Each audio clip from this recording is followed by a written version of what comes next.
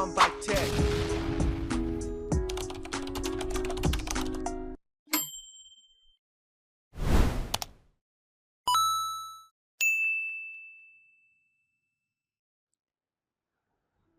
สบายดีนักศึกษาเนาะสบายดีทุกคนทุกท่านที่เขามาหับชมคลิปวิดีโอนี้เนาะ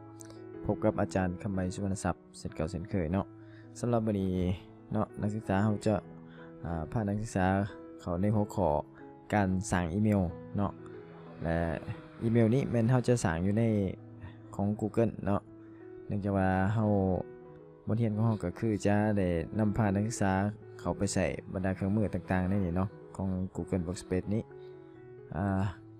ฉะนั้นนักศึกษาแต่ละคนเนาะจะต้องได้สั่งอีเมลหรือว่ามีอีเมลเป็นของตัวเองเนาะฉะนั้นไปสั่งพร้อมๆกันเลยเนาะในการสั่งอีเมลเนาะเบื้องต้นเราอาจจะพิมพ์คำว่า createเนาะ Gmail ก็ได้เนาะแต่ว่าในนี้อาจารย์ได้สมัครบัญชีเข้าไปแล้วฉะนั้นสิเปิดอยู่ในโหมดบริบูรณ์ตัวตนก่อนเนาะเพื่อสิสมัครใหม่เนาะและในนี้เนาะเราจะพิมพ์เซิร์ชเอาก็ได้ว่า create account หรือว่า create Gmail ฮั่นเนาะแต่ในนี้อาจารย์จะเข้าสู่ระบบทางนี้ได้เนาะกดใส่เข้าสู่ระบบก็ได้เนาะซึ่งว่ามาในหน้านี้มันจะเป็นหน้าที่ว่าให้เราล็อกอินอีเมลเข้าไปใส่บัญชีหรือว่าเข้าไปในบัญชีหรือคันเราบ่ทันมีเราก็สามารถกดสร้างบัญชีใหม่ได้อยู่ในนี้เนาะกดที่สร้างบัญชีใหม่ได้เนาะในการสร้างบัญชีนี้ก็จะมี3อย่างให้เลือกเนาะอันที่1คือ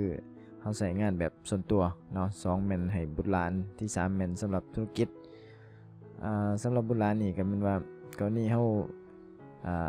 สิยกตัวอย่างใส่ว่าเราซื้อโทรศัพท์ให้กับลูกกับหลานเนาะเวลาเราอยากให้ใส่เราอยากติดตามกฎการต่างๆก็สามารถสร้างอีเมลสำหรับบุตรหลานนี่ให้กับเขาได้เนาะเขาก็สิสามารถคอนโทรลได้ในหลายอย่างอยู่เนาะแต่ในมื้อนี้เขาจะใส่อยู่ในหัวข้อของส่วนตัวเนาะสำหรับซื้ออีเมลเนาะนักศึกษาสามารถใส่ซื้อแท้ซื้อลิ้นหรือซื้อปลอมก็ได้เนาะบ่เป็นหยังเนาะตัวอย่างตัวนี้ครับจะใส่เป็นซื้อตัวนี้ซะเนาะ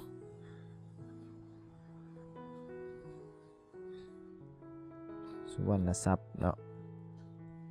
สมมติว่ากดถัดไปอันนี้มันใส่ซื้อไปแล้ววันเดือนปีเกิดก็เช่นเดียวกันเนาะสามารถใส่ขีดตัวได้เนาะแต่ว่าในการตัวนี่ก็ต้องให้ชื่อนะว่าเฮาตัวว่ามันเป็นหยังเนาะเพื่อเวลาอาจจะเป็นกรณีกู้ข้อมูลคืนบ่หรือว่าแนวใดก็ยังสิสามารถใส่ได้เนาะ1990ใส่เป็นเพจซ้ายเนาะกดถัดไปตัวนี้เขาสามารถใส่ขีดตัวได้เนาะก็ในความเป็นจริงในโลกออนไลน์ก็บ่ควรใส่แถบไว้ทุกอย่างเนาะโดยเฉพาะเป็นบัญชีเงินรหัสต่างๆนะครับบ่ควรเปิดเผยเนาะในนี้จะมีชื่ออีเมลที่แนะนำขึ้นมาให้เนาะแนะนำขึ้นมาให้แต่ว่าคันเฮามักเฮาก็เอาเลยคันเฮาบ่มักเฮาก็สามารถกดสร้างได้เนาะกดสร้างได้สมมติว่าที่จริงมันมีในนี้เนาะโทนี่สุวรรณทรัพย์ก็ถึกใจอยู่แต่ว่าอยากกดให้เบิ่งว่าคันสมมุติเฮาสิสร้างขึ้นมาเองเฮาสิกดอยู่ไสก็กดอยู่นี่เลยเนาะ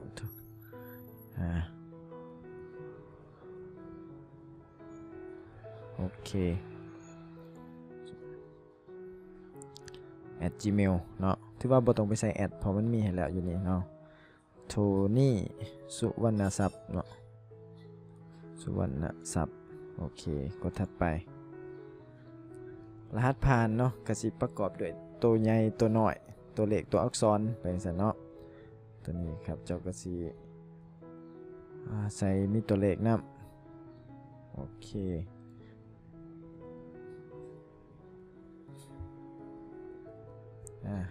หลังจากนั้นก็ถัดไปเลยเนาะ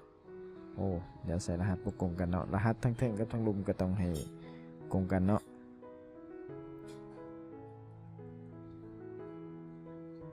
โอเค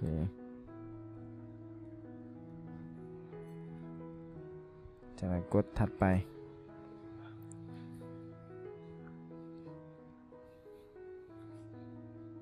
สำหรับตัวนี้จะให้เป็นการยืนยันก่อนเนาะถือว่าจำเป็นต้องได้ยืนยันข้อมูลเกี่ยวกับอุปกรณ์หรือหมายเลขโทรศัพท์ของเราก่อนตัวนี้เราก็เปิดกล่องโทรศัพท์ขึ้นมาแล้วก็มาสแกนเนาะตอนนี้กำลังจะสแกนเวลาเราสแกนแล้วเนาะระบบจะให้ยืนยันก็กดยืนยันอยู่ในมือถือก่อนเนาะอาจจะใช้เวลาเล็กน้อยเนาะในการยืนยันนี้ภายหลังเขาสแกนในมือถือแล้วระบบจะให้กดยืนยันเนาะก็ต้องได้รอถ่าเนาะตัวนี้ถือว่าผ่านไปแล้วถ้าว่าเขาอยากใช้อีเมลในการเรียนว่าอีเมลซ้ำห้องเนาะเพื่อว่าเขาสิกู้คืนบัญชีอย่างต่างๆสมมติว่าบัญชีเขามันมีปัญหาบ่เนาะเขาลืมรหัสบ่หรือจังไดนี่เขาก็สามารถใส่อีเมลอื่นในการยืนยันก็ได้เนาะถ้าไพ่บ่มีก็กดข้ามไปเลยเนาะในกรณีนี้ครับเจ้าสิลองใส่เบิ่งก่อนเนาะก็สิเป็นสิใส่เป็นคำใบ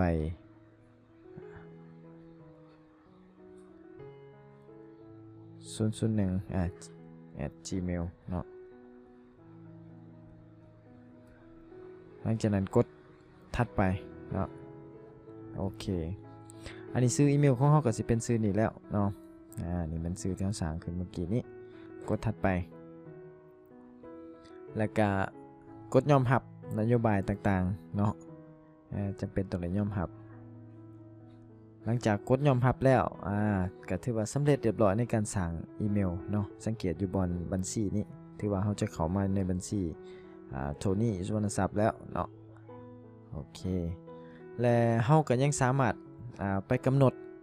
ค่าต่างๆในบัญชีได้เนาะยกตัวอย่างเขาไปจัดการบัญชีเนาะในบัญชีของเขานี้ก็จะมีหน้าแรกหรือว่าหน้าทำอิฐประมาณนี้เนาะ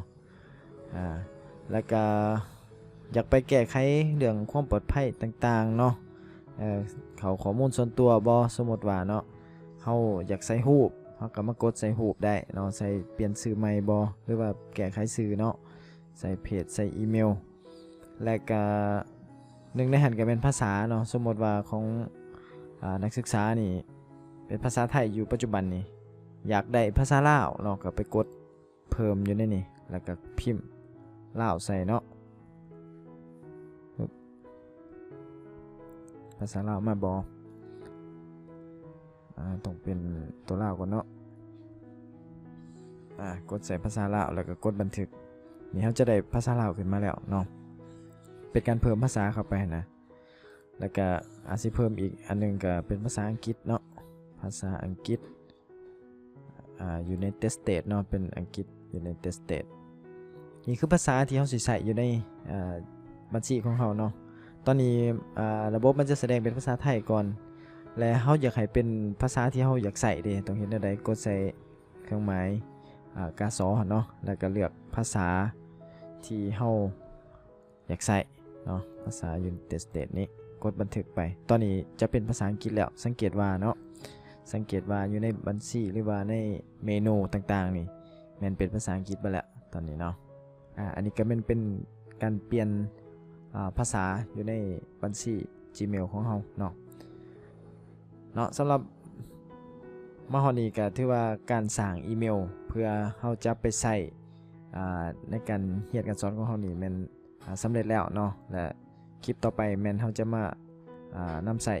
บรรดาเครื่องมือต่างๆอยู่ใน Google Workspace นี้เนาะจะเป็นแนวใดกันติดตามตอนต่อไปอีกเนาะสำหรับวันนี้ขอบใจที่รับชมเนาะสวัสดี